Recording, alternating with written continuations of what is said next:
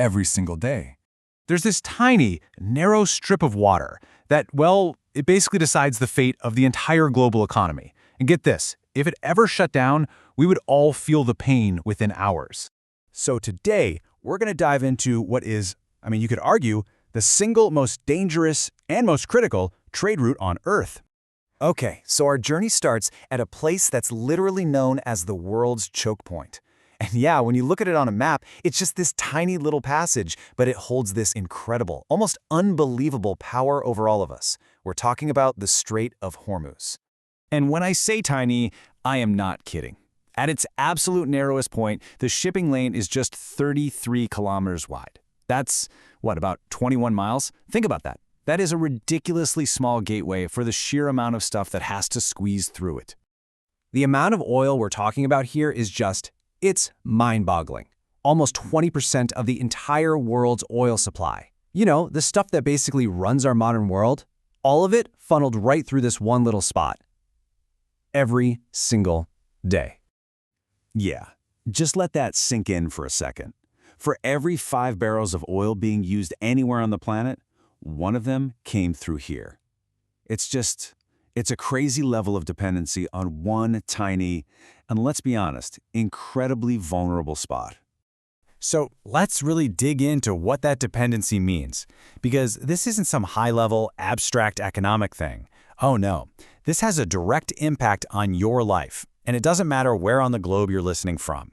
Let me show you what I mean. You've got the world's biggest economies, and they are completely hooked on the oil that flows through Hormuz. We're talking about industrial giants like China, fast-growing powerhouses like India, tech leaders like Japan, not to mention pretty much all of Europe. They all need that constant, steady stream of energy to function. And what happens to all that oil? Well, it becomes the plastic in the phone you're holding, the fuel in the jet that delivered your online order, the very energy that's keeping the lights on right now. It is woven, literally woven, into the fabric of our day-to-day lives all across the world. But here's the kicker. This absolutely critical artery for the global economy, it runs straight through one of the most volatile, most unstable regions on the entire planet. So you see, it's not just a trade route. It's a geopolitical hotspot, a ticking time bomb of tension. And this isn't some new problem. Not at all.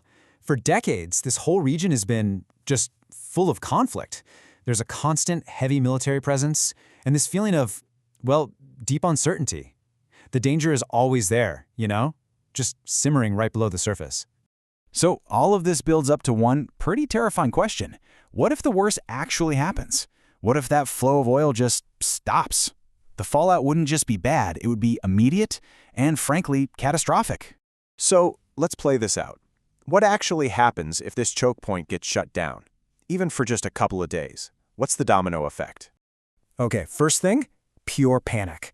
With a fifth of the world's supply just gone, poof, oil prices don't just go up, they explode. We're talking the price you pay for gas doubling, maybe even tripling, pretty much overnight. Next up, that shockwave slams right into the financial world. Global markets run on certainty, on predictability. This event, it's the exact opposite. It would trigger a massive wave of panic selling. You'd see stock markets everywhere just crash. And then the final domino falls, and this one hits all of us, the real economy.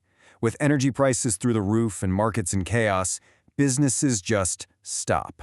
Supply chains grind to a halt, entire economies could slow to a crawl, and we'd be staring down the barrel of a full-blown global recession. Now, after hearing all that, the obvious question is, why don't we just find another way, right? If this one route is so incredibly risky, there has to be a plan B. Well, the reality is, it's a lot more complicated than that.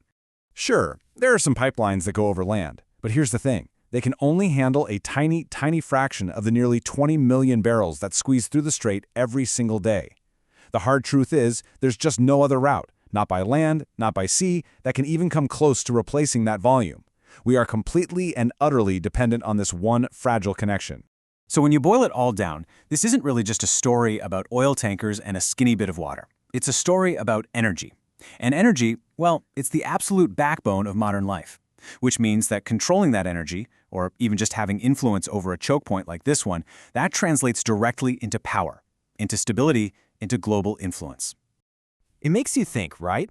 The world feels so massive, This huge, complicated web of continents and oceans, countries and economies.